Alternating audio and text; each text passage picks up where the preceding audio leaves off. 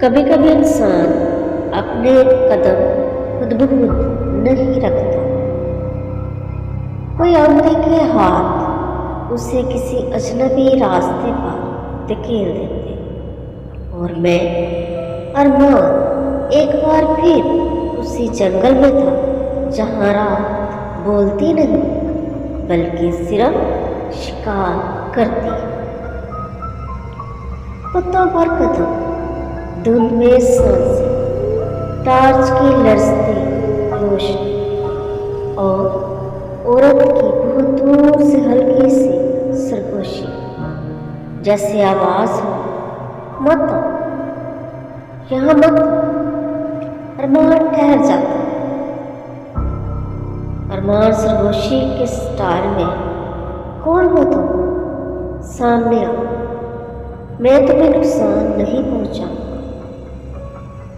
خاموشی چھا جاتی ہے، اور پھر بیڑیوں کی آوازیں اور چاندنی کچھ اور سفید ہو جاتی ہے۔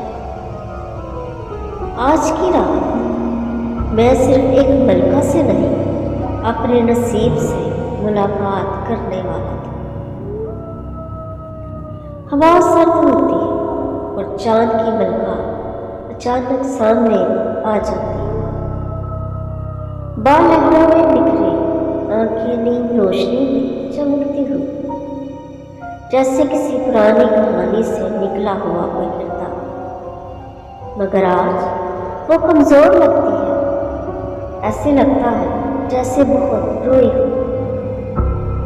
ارمان، تم پھر میرے سامنے کیوں آئی؟ ملکہ کا جواب بہت آہستہ آواز میں، ملکہ، کیونکہ تم نے مجھے پکارا تھا اور میں خود کو روک نہیں پائی۔ چاند نے اس کے گال پر ٹھہرے آنسو کو اور چمکا دیا۔ مجھے پہلی بار محسوس ہوا، یہ عورت نہ بھوت ہے، نہ جین، نہ محض ایک کہانی۔ یوں لگتا ہے جیسے یہ زہم تھی جو صدیوں سے روتی آ رہی تھی۔ محبت خوف سے بڑی ہوتی ہے، مگر کبھی کبھی محبت ہی سب سے بڑا خوف بن جاتی ہے۔ ارمان، بتاؤ تم آخر کون ہو اور میرے ساتھ ایسا کیوں ہو رہا ہے؟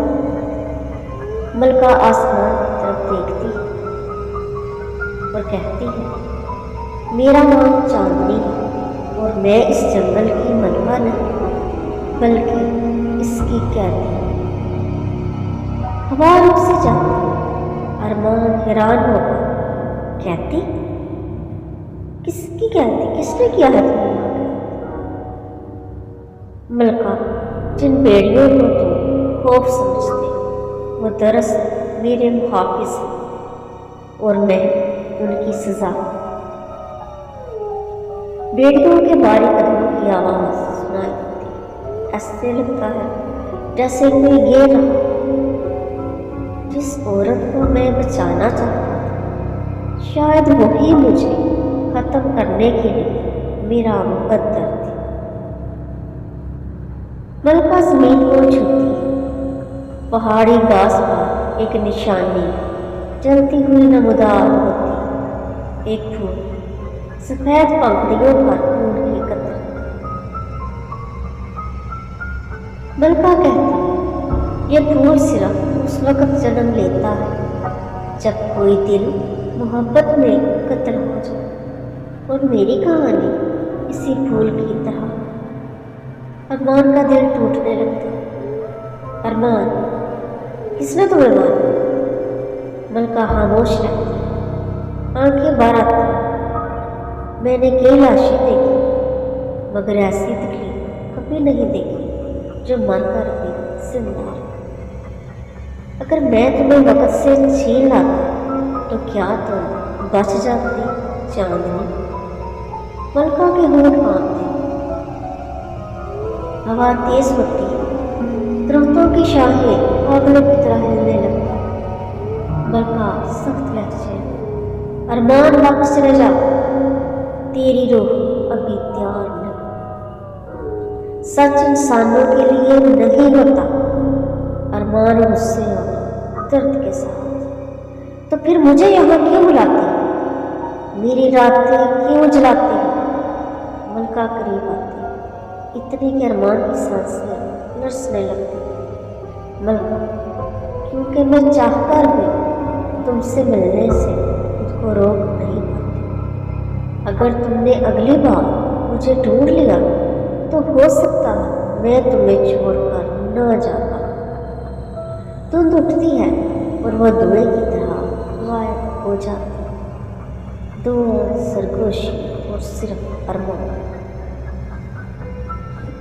वो चली गई, मगर लगता था मेरा दिल इस धुन में छोड़ गया।